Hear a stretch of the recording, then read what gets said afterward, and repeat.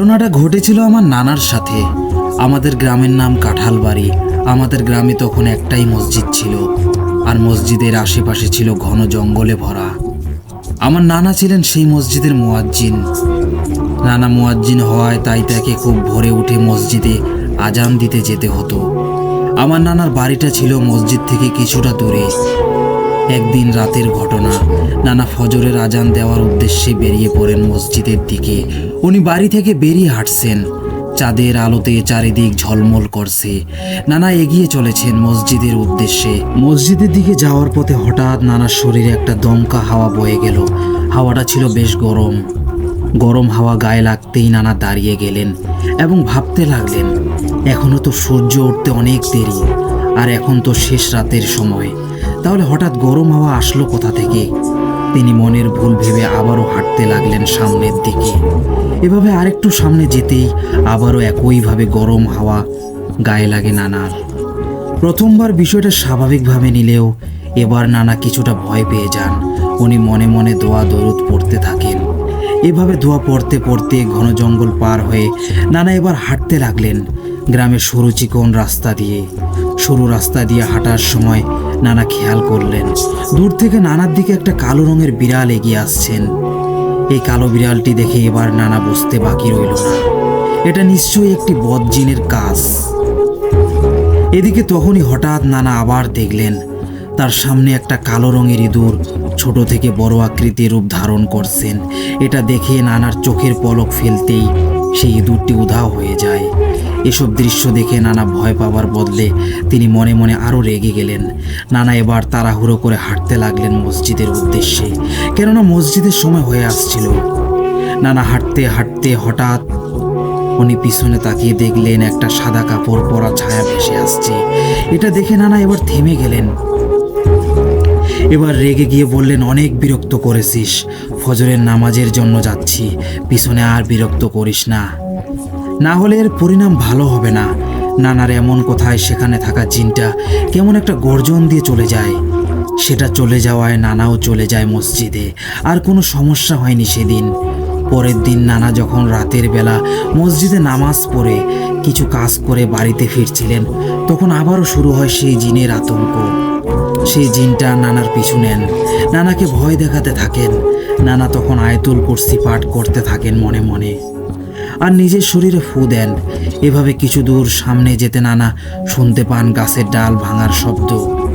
গাছের ডাল ভাঙার শব্দ পেয়ে নানা ভাবতে থাকেন, আশেপাশে তো কোনো গাছপালা নেই, তাহলে এই শব্দ আসছে কোথা থেকে? সেই জিনটা তখন নানার পায়ের কাছে সেই শব্দ করতে থাকেন, গাছের ডাল ভাঙার শব্দ। নানা তবুও ভয় পায় না, তিনি না পেয়ে সামনে এগিয়ে চলতে থাকেন। হঠাৎ করে সেই জিনটা নানার সামনে গিয়ে গর্জন করতে থাকেন, ভয় দেখানোর চেষ্টা করেন। এসব দেখে নানা এবার দোয়া দরুদ পাঠ করে সামনের দিকে ফু দেন। নানা কিন্তু টুকটাক বেশ কিছু আমল জানতেন। উনি কিছু দোয়া কালাম পরে সামনের দিকে ফু দেওয়ার সাথে সাথে সেই জিনটা সেখানে আটকে পড়ে। জিনটা বন্দি হয়ে যায় নানার কাছে। জিনটা বন্দি হওয়ায় সে আর কোনো কিছু উপায় না পেয়ে নানার কাছে ক্ষমা চাইতে থাকেন। জিনের কথায় নানা বলেন, তোর কোনো ক্ষমা নেই, তোকে ক্ষমা করলে তুই আবার আমাকে নামাজে যাওয়ার পথে বিরক্ত করবি, আমি তা হতে দিব না। তোকে আমি পাশের গাছের সাথে বেঁধে রাখবো, ওখানেই বন্দি করব তোকে। নানার কথায় সেই জিনটা এবার কান্না করে ক্ষমা চাইতে থাকেন নানার কাছে, আর বলেন, আমাকে এবারের মতো ক্ষমা করে দিন, আমি আর আপনাকে বিরক্ত করব না। সেই জিনের অনুরোধে তখন নানা বলেন, তুই যে চলে যাবি তার প্রমাণ সাপেক্ষে কি করতে চাস, কি প্রমাণ রেখে যাবি? নানার কথায় জিনটা বলেন, আপনি যা বলবেন তাই করব। ওর কথায় নানা একটু ভেবে চিনতে বলেন, আমাদের গ্রামের নদীর বাঁধটা প্রতিবারই মেরামত করলেও ভেঙে যায়, তুই যাওয়ার আগে সেই বাঁধটা মজবুত করে বানিয়ে দিয়ে যাবি, যাতে আর কখনোই বাঁধটা না ভাঙে। যদি এটা করতে পারিস তাহলে তোকে ছেড়ে দেব, নইলে ছাড়বো না। নানার কথা মতো সেই জিনটা রাজি হন। এদিক নানা তখন জিনটাকে ছেড়ে দেন। নানা জিনটাকে ছেড়ে দেওয়ার পরের দিন নানা দেখেন বাঁধটি আগের চেয়ে অনেক মজবুত করে বানানো হয়েছে। বাঁধটা শক্ত করে বাঁধতে দেখে নানা বুঝতে পারেন এটা সেই জিনেরই কাজ। জিনটা এ কাজ করে চলে গেছে। এরপর থেকে সেই জিনটা আর কখনো নানাকে বিরক্ত করেনি, নানাও কখনো সেই জিনটাকে দেখেনি। এই ছিল আমার নানার সাথে বাস্তব জীবনে ঘটে যাওয়া একটা ঘটনা। অনেক ধন্যবাদ মাহি আপনাকে, আপনার নানার সাথে ঘটে যাওয়া একটা ভয়ঙ্কর জিনের ঘটনা আমাদের সাথে শেয়ার করার জন্য। লিসেনার্স, এবার আমরা পরের ঘটনায় চলে যাব। আমার এক বন্ধু অসুস্থ থাকায় তাকে ঢাকা মেডিকেলে ভর্তি করা হয়েছিল। আমার বন্ধুকে দেখতে আমি ঢাকা মেডিকেলে যাই, কিন্তু যখন যাই তখন আমার বন্ধু অপারেশন থিয়েটারে ছিল। তাই বাইরে অপেক্ষা করা ছাড়া কোনো উপায় ছিল না। একা একা কী করব, তাই ভাবলাম অ্যাম্বুলেন্স ড্রাইভারদের কাছে গিয়ে কিছু সময় গল্প করি। কথা বলতে বলতে অ্যাম্বুলেন্স ড্রাইভার সবুজ ভাইয়ের সাথে আমার একটা ভাব জমে গেল। তাকে জিজ্ঞেস করলাম, আপনি তো অ্যাম্বুলেন্স চালান, আপনার সাথে কোনো ভৌতিক ঘটনা কখনো কি ঘটেছিল? ঘটনা জিজ্ঞেস করতেই সবুজ ভাইয়ের মুখটা কেমন যেন মলিন হয়ে গেল। তখন আমি বুঝতে পারলাম নিশ্চিত সবুজ ভাইয়ের জীবনে কোনো একটি কালো অধ্যায় আছে। তাই সবুজ ভাইকে বললাম, চলেন বাইরে গিয়ে চা খাই।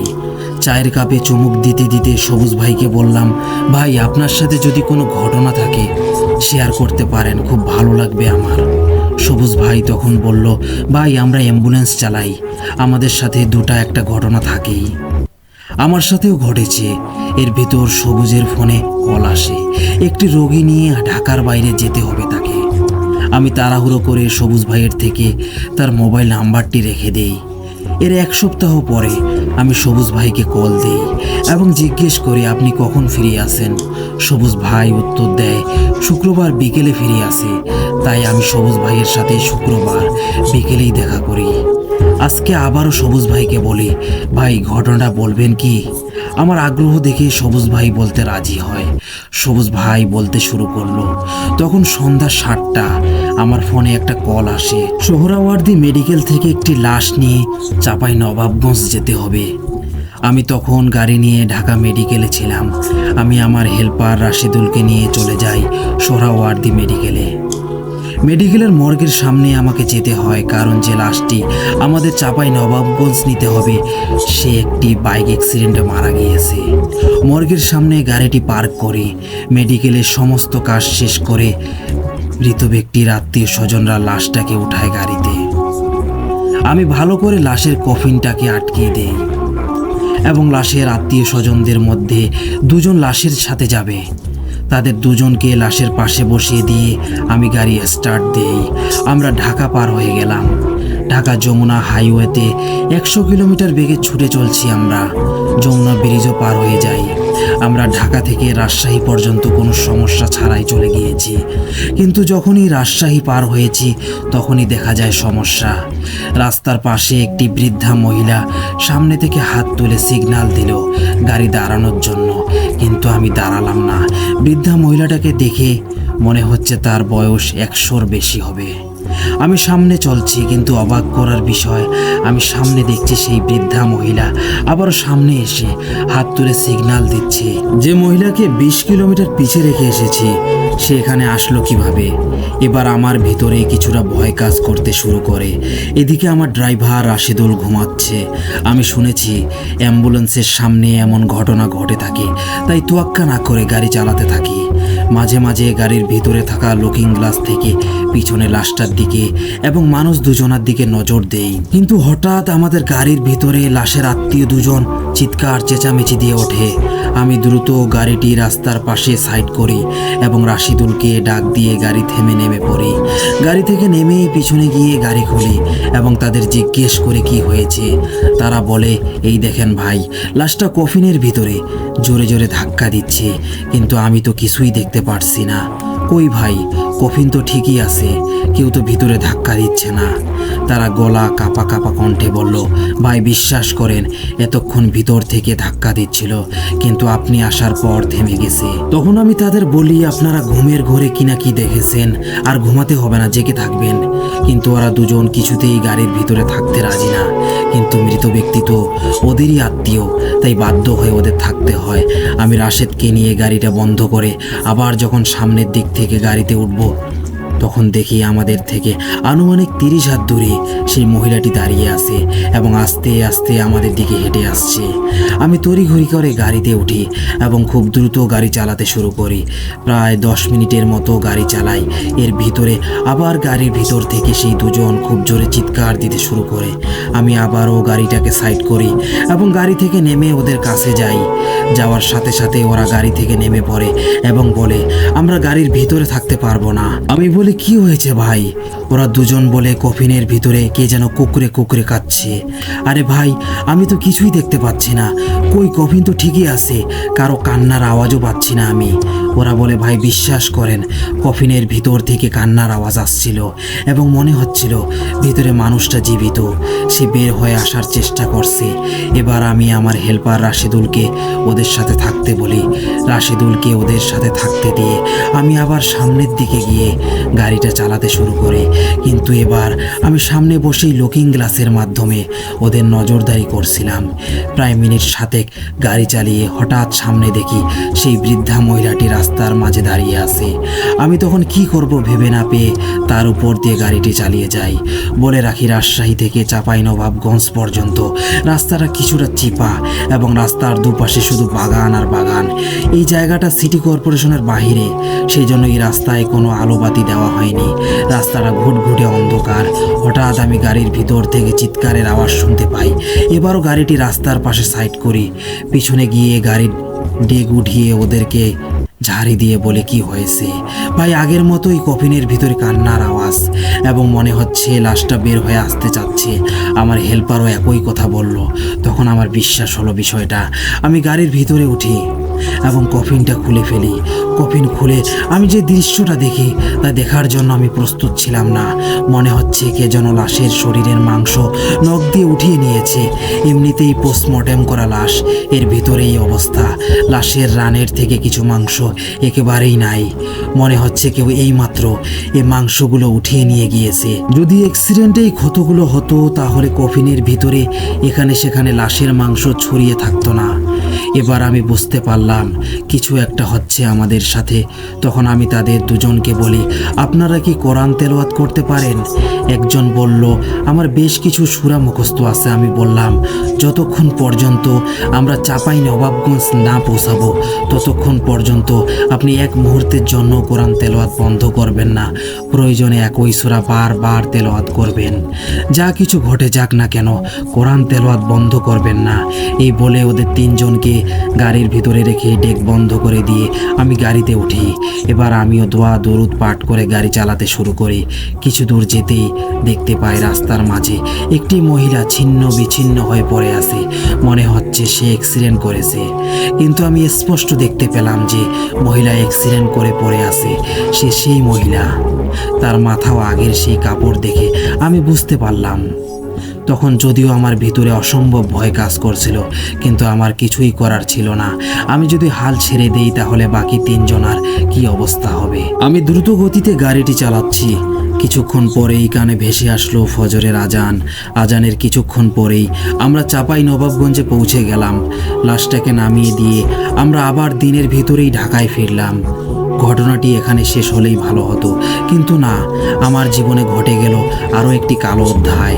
সেদিন অ্যাম্বুলেন্স রেখে আমি বাসায় যাই। শরীরে প্রচণ্ড জ্বর অনুভব করি। মহল্লার একজন ডাক্তারের থেকে ওষুধ নিয়েছিলাম। শরীর অনেকটা ক্লান্ত লাগছিল, তাই বিছানায় গিয়ে ঘুমিয়ে পড়লাম। একটি ভয়ঙ্কর স্বপ্ন দেখে আমি লাফ দিয়ে উঠলাম।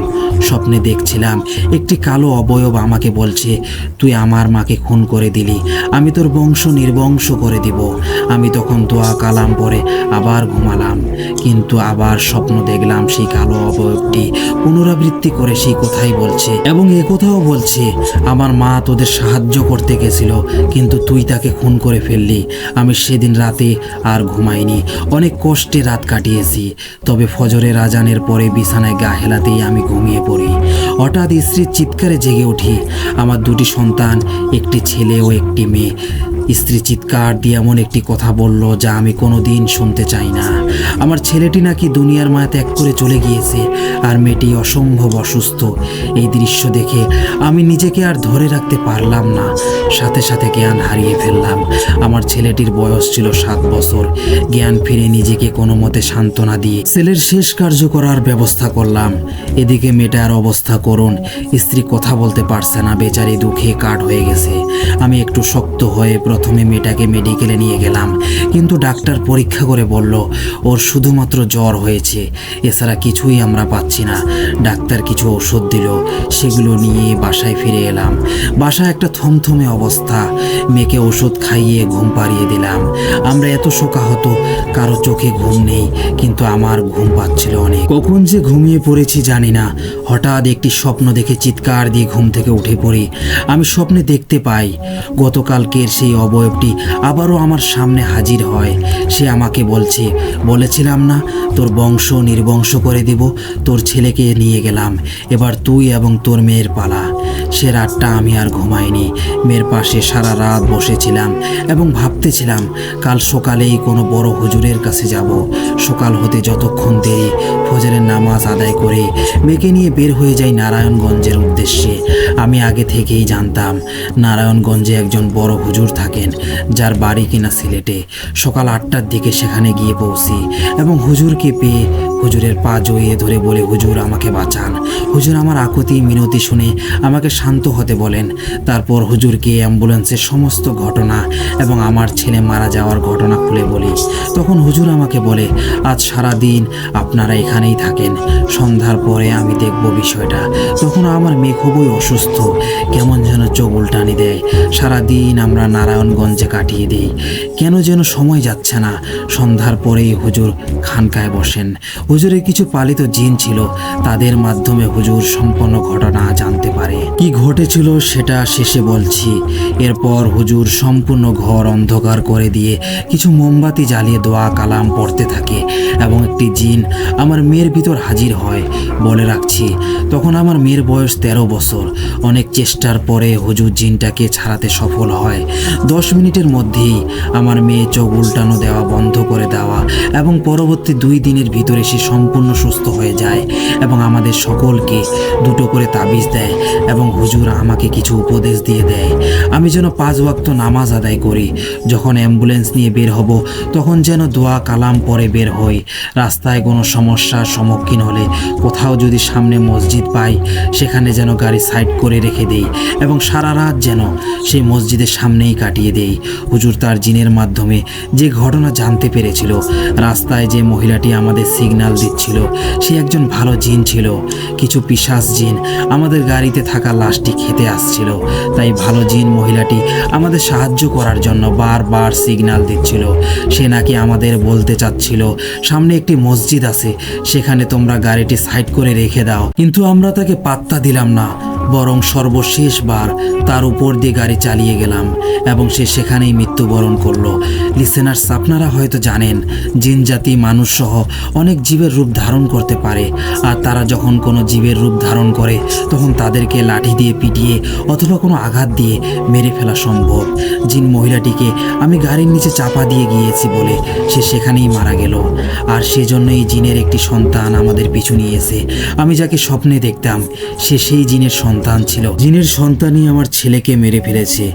ঘটনাটি বলতে বলতে সবুজ ভাইয়ের 2 চোখ বেয়ে তার ছেলের জন্য ঝরঝর করে পানি পড়ছে। আজ অনেক বছর হয়ে গেছে তার ছেলে এই দুনিয়া ছেড়ে চলে গেছে। তারপর থেকে সবুজ ভাই কোনোদিন নামাজ ছাড়েনি। এই ছিল ঘটনা। লিসেনার্স, সে ঘটনাটি লিখেছিলেন মোহাম্মদ তারিকুল ইসলাম। সো লিসেনার্স, এবার আমরা পরের ঘটনায় চলে যাব। পারিবারিক সমস্যা থাকার কারণে ঠিকানা বলতে চাইছি না, পারিবারিক ঠিকানা গোপন রেখে ঘটনাটি শেয়ার করছি। ঘটনাটা ঘটে আমার চাচাতো ভাইয়ের সাথে। আমি ঘটনায় যাওয়ার আগে আমার পরিবারের সম্পর্কে একটু বলতে চাই, যেন লিসেনার্সদের ঘটনা বুঝতে সুবিধা হয়। আমার দাদার 2 ছেলে, মানে আমার বাবা এবং আমার চাচা। ঘটনাটা আমার চাচার ছেলের সাথে ঘটে। আমার বাবার 1 মেয়ে 1 ছেলে এবং চাচার 1 মেয়ে 1 ছেলে। আমাদের পরিবার যৌথ পরিবার, সবাই একসাথে থাকি, শুধু ঘর আলাদা। অনেক সময় নিয়ে নিলাম, তার জন্য মাপ চাচ্ছি সবার কাছে। এবার ঘটনায় আসা যাক। ঘটনার প্রথমে আমি বাড়িতে ছিলাম না, তার জন্য আমি প্রথমটুকু আমার ভাই আবরারের কাছ থেকে শুনি। আবরার আমাকে যেভাবে বলেছে আমি সেভাবে বলছি। রাত তখন 12:04। হঠাৎ আমার ঘুম ভেঙে যায় আমার মায়ের কান্না শুনে। একটু ভালো করে কান পেতে শুনতে পেলাম আমার চাচিও কান্না করছে, আর শুধু কান্না নয়, কারো কাছে যেন আকুতি মিনতি করছে। আমি খুব তাড়াতাড়ি ঘুম থেকে উঠে পড়লাম আর দৌড়ে ঘরের বাইরে গিয়ে শোনার চেষ্টা করলাম কার ঘর থেকে কান্নার আওয়াজ আসতেছে। বাইরে গিয়ে দেখলাম আমার চাচাতো ভাই নাবিলের রুমে বাতি জ্বালানো, আর ওর ঘরে সবাই বসে আছে, শুধু আমার বাবা ছাড়া। আমি দৌড়ে ঘরে গিয়ে দেখি আমার চাচা আর আমার দাদা আমার চাচাতো ভাইকে ধরে রেখেছে। তারা দুজনে তাকে ধরে রাখতে পারছে না, তাই আমি গিয়ে শক্ত করে ধরি। কিন্তু একটা বিষয় হলো, আমার চাচাতো ভাই ছোট, তার বয়স 11 কি 12 হবে। তার গায়ে এত শক্তি আসার কথা নয়। আমি গিয়ে ওকে ধরতেই নাবিল আমার দিকে তাকিয়ে একটা ভয়ঙ্কর হাসি দেয়, যেটা দেখে আমি অনেকটা ভয় পেয়ে গেছিলাম। তার হাসিটা ছিল শয়তানি হাসি, কেমন জানি দেখতে। হাসি দেখলেই ভয় লাগে। কিছু সময় পরে আমার বাবা আসে, সাথে একজন এলাকার কবিরাজ নিয়ে।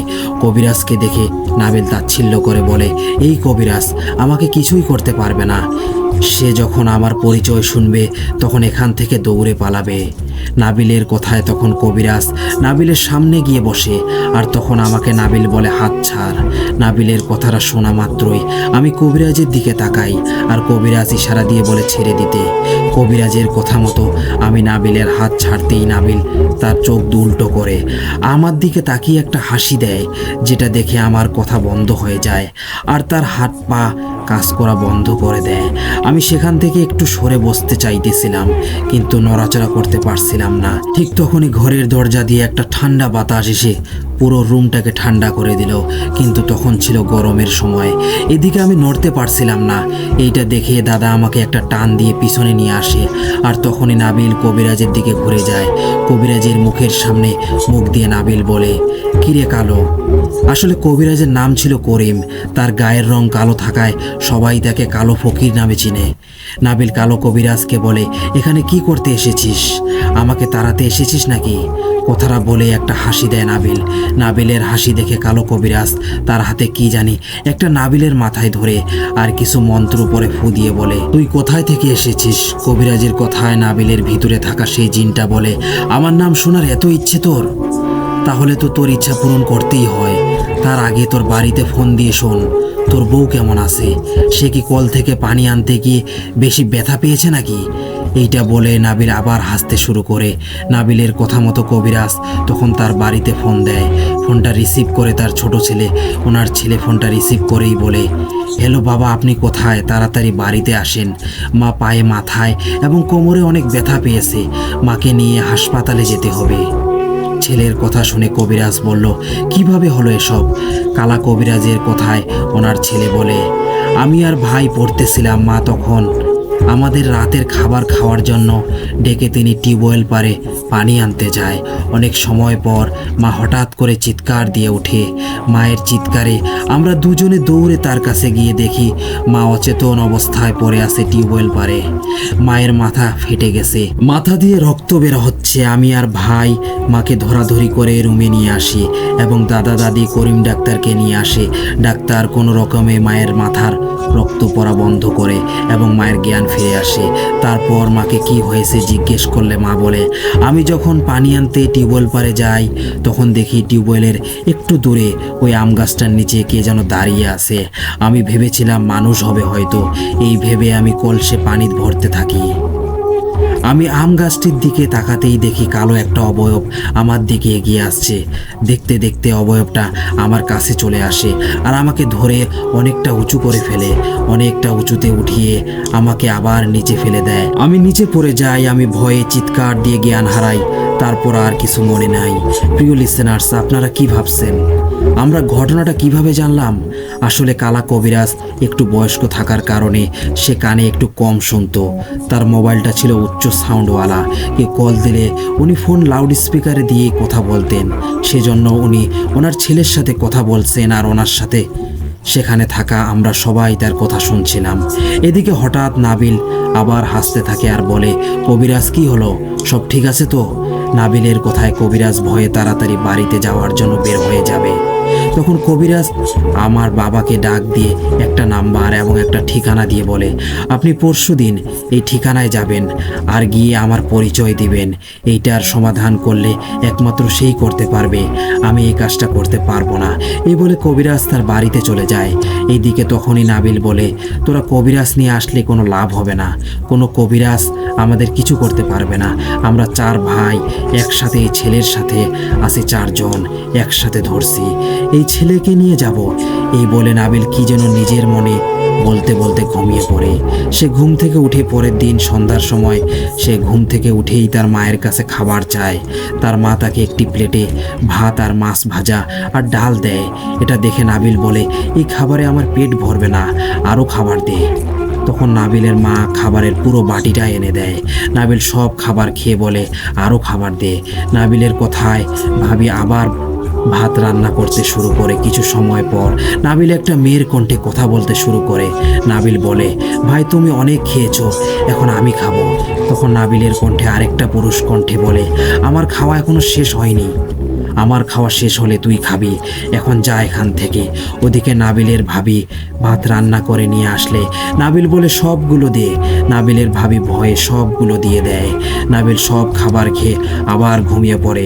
রাত তখন 2টা বাজে। হঠাৎ নাবিলকে ঘরের কোথাও খুঁজে পাওয়া যাচ্ছে না। নাবিল তার মা বাবার সাথে এক ঘরে ঘুমিয়েছিল, ঘরের দরজার ভিতর থেকে লাগানো ছিল। রাতে খোঁজাখুঁজি শুরু হয়ে গেল, চারিদিকে অনেক মানুষ ছড়িয়ে ছিটিয়ে গেল। আমিও গিয়েছিলাম খুঁজতে। রাত 3টা বাজে, নাবিলকে পাওয়া যায় না। 4টা বেজে গেল, পাওয়া যায় না। বাড়ির সবাই কান্নায় ভেঙে পড়ল। হঠাৎ দূর থেকে আজানের আওয়াজ শোনা গেল। তার 5 মিনিট পরে আমার পাশের বাড়ির আবুল চাচা চিৎকার দিয়ে বলল, এই তোমরা কোথায় গো? সবাই এইখানে আসো, নাবিলকে পাওয়া গেছে। ওনার চিৎকারে সবাই গিয়ে দেখে নাবিল তার গাছের একদম মাথায় অচেতন অবস্থায় একটা ডালের সাথে ঝুলে আছে। তাল গাছের একদম উঁচু স্থানে ঝুলে আছে। নাবিল উঁচুতে ভয় পেত, তাই সে কোনো গাছে উঠতে পারতো না। আর এত উঁচু স্থানে ওঠা ওর পক্ষে অসম্ভব। তাকে গাছ থেকে নামানোর সাহস কেউ পেল না। তাই আমার ভাই আর তার এক বন্ধু বলল তারা তাকে নামিয়ে আনবে। কথা মতো তারা তাকে নামিয়ে আনার জন্য প্রস্তুত হলো। তখন মসজিদের ইমাম তাদের দুজনের শরীর সূরা পরে ফু দিয়ে দিল, আর আমার ভাই আয়াতুল কুরসি পরে শরীরে ফু দিয়ে দিল। তারপর দুজনে গাছে ওঠা শুরু করলো। প্রথমে গাছে আমার ভাই উঠে, তারপর তার বন্ধু। এদিকে আমরা সবাই নিচে দাঁড়িয়ে দাঁড়িয়ে দেখতেছিলাম। তাদের দুজনকে একটা দড়ি দিল, যেটার এক অংশ গাছের সাথে বাঁধে, আর এক অংশ নিচে অনেক ছেলে মানুষ গাছ থেকে একটু দূরে দাঁড়িয়ে দড়িটা টেনে ধরে রাখে। এদিকে গাছে উঠে আমার ভাই নাবিলকে আরেক দড়ি দিয়ে ভালো করে বাঁধে।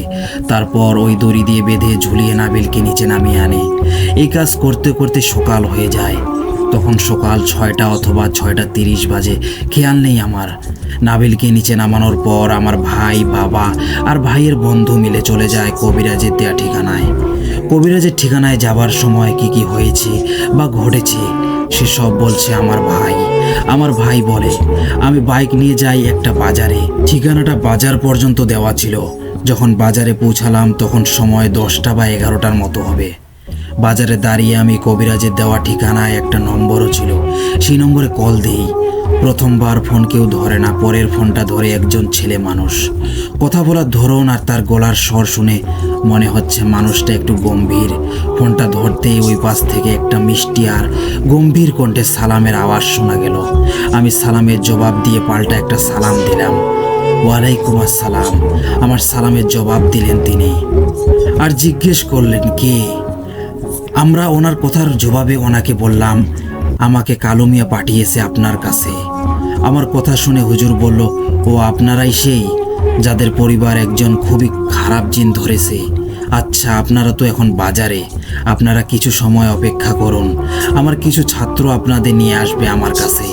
আপনারা দয়া করে তাদের সাথে বেশি কথা বলবেন না। তারা যেদিকে যায় আপনারা তাদের পিছনে পিছনে চলে আসবেন। এই বলে কলটা কেটে গেল। কলটা কেটে যাওয়ার ঠিক 1 মিনিট পর 3জন জুব্বা পরা ছেলে আসলো। তাদের সবার মাথায় খুব সুন্দর করে পাগড়ি পরা ছিল এবং তাদের জামায় এমন সুগন্ধি ছিল যেটার গন্ধে আমাকে পুরো পাগল করে দিল। তারা কাছে এসেই সালাম দিয়ে বলে, আপনারা আমাদের পিছনে পিছনে আসেন, আমাদের হুজুর পাঠিয়েছেন আপনাদের নিয়ে যাওয়ার জন্য। আমরা আর কথা না বাড়িয়ে তাদের পিছন পিছন যেতে লাগলাম। আমি বাইকে আর বাবা আর বন্ধু তাদের পিছনে পিছনে হেঁটে হেঁটে যাচ্ছি। আমরা 10 কিংবা 12 মিনিট পরে পৌঁছে গেলাম একটা মসজিদে। তখন আমার মাথায় একটা কথা ঘুরতেছিল যে এই 10 কিংবা 12 মিনিটের পথ তারা কিভাবে 1 মিনিটে চলে আসলো, আর কিভাবে তারা আমাদেরকে চিনল। আমি এই কথা ভাবতে ভাবতে বাইক থেকে নেমে মসজিদের ভিতরে ঢুকে গেলাম। তারা আমাদের বসতে বলে চলে গেল। তার কিছু সময় পরে একটা মানুষ এলো। তার পরনে ছিল সাদা জুব্বা আর মাথায় পাগড়ি পরা, লম্বা করে ঘোমটা দেওয়া। ঘোমটার কারণে ঠিক করে পাগড়িটা দেখা যাচ্ছে না, কিন্তু পাগড়ি পরা এটা বোঝা যাচ্ছিল। তখন মসজিদের ভিতরে একদম নীরব ছিল। মনে হচ্ছিল আমরা যেন কোনো একটা এসি করা ঘরে, আর ঘরের চারিদিকে কাঁচ দিয়ে আটকানো, যার ফলে বাইরের কোনো আওয়াজ ভিতরে আসছে না। হঠাৎ নীরব গমুট ভাব কাটিয়ে হুজুর আমাদের সামনে বসে লম্বা একটা সালাম দিল, আর আমার বাবা সালামের জবাব দিল। হুজুর বলল, আপনাদের সমস্যা কি আমাকে বলেন। তখন বাবা সব কিছু খুলে বলে, প্রথম থেকে শেষ পর্যন্ত। হুজুর ঘটনা শুনে বলে, আমাকে কিছু সময় দিন, এখন জোহরের আজান হবে, আপনারা ওযু করে আসে নামাজ পড়েন, নামাজের পরে খাওয়া দাওয়া করে আবার বসবো, তখন আপনার সমস্যা নিয়ে আমার জিন বন্ধু আর জিন ছাত্রদের সাথে কথা বলবো। হুজুরের কথা মতো আমরা নামাজ পড়লাম, খাওয়া দাওয়া শেষ করে বসলাম। তখন হুজুর কিছু সময় চুপ করে আর চোখ বন্ধ করে থাকে। এর কিছু সময় পরে সেই 3 জন ছেলে আসে, এসেই আমাদের লম্বা একটা সালাম দেয়, আর বাবা সালামের উত্তর নেয়। ওরা আশায় হুজুর বলে, এরা আমার ছাত্র, এরা আমার কাছে শিক্ষা নেয়, এরা সবার সামনে আসে না, আমি ডাকলে শুধু আসে। তারা আমাদের থেকে অনেক দূরে দাঁড়িয়েছিল, যার কারণে আমরা শুধু বুঝতে পারছিলাম এরা সেই 3 জন, এদের মুখ দেখা যাচ্ছিল না। তখন হুজুর তাদের হুকুম দেয় আমাদের সমস্যার খবর নিতে। হুজুরের কথায় তারা মসজিদ থেকে বেরিয়ে যায়। ওরা চলে যাবার পর আমরা ভাবছিলাম এরা কি মানুষ নাকি অন্য কিছু। তখন হুজুর একটু হাসে আর আমাদের বলে, ওরা 3 জন মানুষ না, ওরা জিন। হুজুরের কথায় আমরা সবাই অবাক হলাম। কিছু সময় পর হুজুর আবার চোখ বন্ধ করে কার সাথে যেন বিড়বিড় করে কথা বলে। বেশ কিছু সময় কথা বলার পর হুজুর আমাদের জানায়, আপনারা আজ চলে যান, আমি ঠিক 4 দিন পরে আপনাদের বাড়ি যাব। আমরা চলে আসি। আসার সময় হুজুর আমাদের একটা সুতা দেয় আর বলে, এইটা তোমাদের বাড়িতে ঢোকার রাস্তায় কোনো একটা গাছের সাথে অথবা যাকে জিনে ধরেছে তার ডান হাতে বেঁধে রাখবেন। হুজুরের কথায় আমরা চলে আসি বাড়িতে এসে নাবিলের হাতে সুতাটি বাঁধি। এবারে চলে যায় 3 দিন। এই 3 দিন আমাদের সাথে কোনো কিছু ঘটেনি। 3য় দিন শেষ রাত আসে। রাত তখন 11টা কিংবা 12টার মতো হবে, সময় ঠিক মনে নেই। এমন সময় টিনের চালে কি যেন জোরে পড়লো। টিনের চালে কেউ পড়ার আওয়াজ শুনে সবার ঘুম ভেঙে গেল। সবাই উঠে নাবিলের ঘরে এসে নাবিলের কাছে বসে পড়ে। নাবিল ভয়ে কান্না শুরু করে। চালের উপরে কারো দৌড় পড়ার আওয়াজ, চালে টোকা দেওয়ার আওয়াজ আসতে থাকে। এসব আওয়াজে সবাই দোয়া পড়তে থাকে। এভাবে কিছু সময় পর সব ঠিক হয়ে যায়। অনেক সময় পরে হঠাৎ কে যেন নাবিলের দরজার সামনে এসে নাবিলকে ডাকতে থাকে। সে পরপর 2টা ডাক দিছিল। নাবিল সেই ডাকে উঠে যেতে চেয়েছিল, আমরা সবাই তাকে ধরে রাখি। এর কিছু সময় পরে মনে হচ্ছিল আমাদের বাড়িতে ঝড় শুরু হলো। ঝড়ের কারণে মনে হচ্ছিল ঘরের চাল মনে হয় এখনই উড়ে চলে যাবে। এভাবে কত সময় গিয়েছে মনে নেই। ঝড় শেষ হলে পাশের মসজিদে আজান শুরু হয়। এইভাবে সেই রাতটা শেষ হয়। পরের দিন সকাল 9টায় কালো কবিরাজের সাথে সেই হুজুর আমাদের বাড়িতে আসে এবং সাথে একটা স্কুল ব্যাগ, কাঁধে একটা ছেলে। হুজুর যখন আমাদের বাড়ির রাস্তায় ঢোকার জন্য পা দেয় তখন তার শরীর ঝাঁকুনি দিয়ে ওঠে। এই বিষয়ে আমরা সবাই খেয়াল করি। হুজুর সাথে সাথে কি যেন পরে বুকে ফু দেয় এবং বাড়ির ভিতরে ঢুকে। হুজুরকে ঘরের ভিতরে এসে বসতে বললে তিনি বলেন, আমি ভিতরে বসতে পারবো না, আমাকে আপনাদের বাড়ির ওই আম গাছটার নিচে বসার ব্যবস্থা করে দেন। কথাটা বলে হুজুর আম গাছের নিচে চলে যায় এবং সাথে কালো কবিরাজও যায়। আম গাছের নিচে গিয়ে হুজুর আমার বাবাকে ডাক দেন। হুজুরের ডাকে বাবা সেখানে যায়। বাবার সাথে আমিও যাই। সেখানে যাবার পর হুজুর বলে, আপনাদের ছেলেকে খুব বড় জিনে ধরেছে। জিন বললে ভুল হবে, এটা একটা খারাপ পিশাচ। হুজুর আরও বলে, আমি কালকে বিকালে এই পিশাচ ছাড়াবো, কিন্তু আজকের রাতে আপনাদের সজাগ থাকতে হবে, না হলে তাকে বাঁচানো যাবে না। এই বলে হুজুর চলে যায়। হুজুরের কথা মতো সে রাতে সবাই জেগে নাবিলকে পাহারা দেয়। রাতে আর তেমন কিছু ঘটে না। পরের দিন বিকাল হলো। বিকাল গড়িয়ে সন্ধ্যা, কথা মতো হুজুর রাত 8টার দিকে তার ব্যাগ থেকে কিছু জিনিস বের করে এবং 3টা গোল বৃত্ত আঁকে। বৃত্ত আঁকার পর একটায় নাবিল বসে, একটায় হুজুর বসে, আর একটায় কালো কবিরাজ এবং তার সাথে সেই ছোট্ট ছেলে। গোলবৃত্তে বসার পর হুজুর বলে কেউ কোনো আওয়াজ করবেন না। কথা বলে হুজুর তার মতো কাজ শুরু করে দেয়। কিছু সময় পর নাবিল তার মাথা দুলাতে থাকে এবং হুজুরের সাথে কথা বলতে থাকে। নাবিল কথা বলায় হুজুর বুঝতে পারে তার ভিতরে থাকা পিশাচ জিনটা কথা বলছে। এই ভেবে হুজুর সেই পিশাচ জিনকে নানা প্রশ্ন করেন এবং বলেন নাবিলকে ছেড়ে চলে যেতে, কিন্তু সেই জিন ছেড়ে যেতে রাজি হয় না। এভাবে কিছুক্ষণ পর কথা কাটাকাটি, এমনকি নাবিল হুজুরের সাথে ধস্তাধস্তি করে। ধস্তাধস্তির এক পর্যায়ে নাবিলের ভিতরে থাকা সেই জিনটা বলেন ঠিক আছে, আমি একে ছেড়ে চলে যাব, কিন্তু আমাকে কিছু দিতে হবে। এই বলে সেই জিন হুজুরের কাছে একটা খাসি, 3টা মোরগ আর কিছু চায় এবং সেই জিনটা বলে এই সব নাবিলের একা দিতে হবে, সাথে শুধু হুজুর থাকতে হবে, আর কেউ থাকতে পারবে না। সেই জিনের কথায় হুজুর রাজি হয়, আমাদের পরিবারের সকলেও রাজি হয়, কেননা এসবের বিনিময়ে জিনটা চলে যেতে চাইলে যাবে। যাই হোক, জিনটার কথা মতো পরের দিন তাই করা হলো। জিনটাকে তার চাওয়া মতো সব জিনিস দেওয়া হলো। এই ঘটনার পর নাবিল আস্তে আস্তে সুস্থ হলো। এরপর নাবিলের সাথে কিছু ঘটেনি। এভাবে কেটে যায় 1 বছর। 1 বছরের মাথায় নাবিল খুব অসুস্থ হয়ে পড়ে। নাবিল অসুস্থ হওয়ায় ওকে নিয়ে ডাক্তারের কাছে গেলে ডাক্তার বলে তার শরীরে রক্তের পরিমাণ খুবই কম এবং তার ফুসফুস নষ্ট হয়ে গেছে। ডাক্তারের কথায় সবাই অনেক অবাক হয়, অনেক ভেঙে পড়ে। আমাদের পরিবারের সবাই নাবিলকে বাঁচাতে অনেক চেষ্টা করেও কোনো লাভ হয়নি। এই ঘটনার কিছুদিন পরে নাবিল মারা যায়। সবাই নাবিলের জন্য দোয়া করবেন। লিসেনার্স, এই ঘটনাটি লিখে পাঠিয়েছেন মিস তানিয়া। ঘটনাটি আমার কাছে বেশ ভালো লেগেছে, কিন্তু নাবিলের জন্য অনেক খারাপ লাগছে। সবাই নাবিলের জন্য অবশ্যই দোয়া করবেন। প্রিয় লিসেনার্স, ঘটনাগুলো ভালো লেগে থাকলে লাইক কমেন্ট করে জানান, আর সাথে সাবস্ক্রাইব করতে ভুলবেন না। আমাদের চ্যানেলকে এগিয়ে নিয়ে যাওয়ার দায়িত্ব আপনাদের। আপনাদের লাইক, কমেন্টগুলো এবং সাবস্ক্রাইব আমাদের নতুন ঘটনা দিতে উৎসাহিত করে। প্রিয় লিসেনার্স, আপনাদের সাথে ঘটে যাওয়া ঘটনা পাঠাতে পারেন। আমাদের ডেসক্রিপশন বক্সে জিমেল আইডি দেওয়া আছে, bhutfmrat@gmail.com। অনেক ধন্যবাদ আপনাদের সবাইকে ধৈর্যের সাথে ঘটনাগুলো শুনে থাকার জন্য।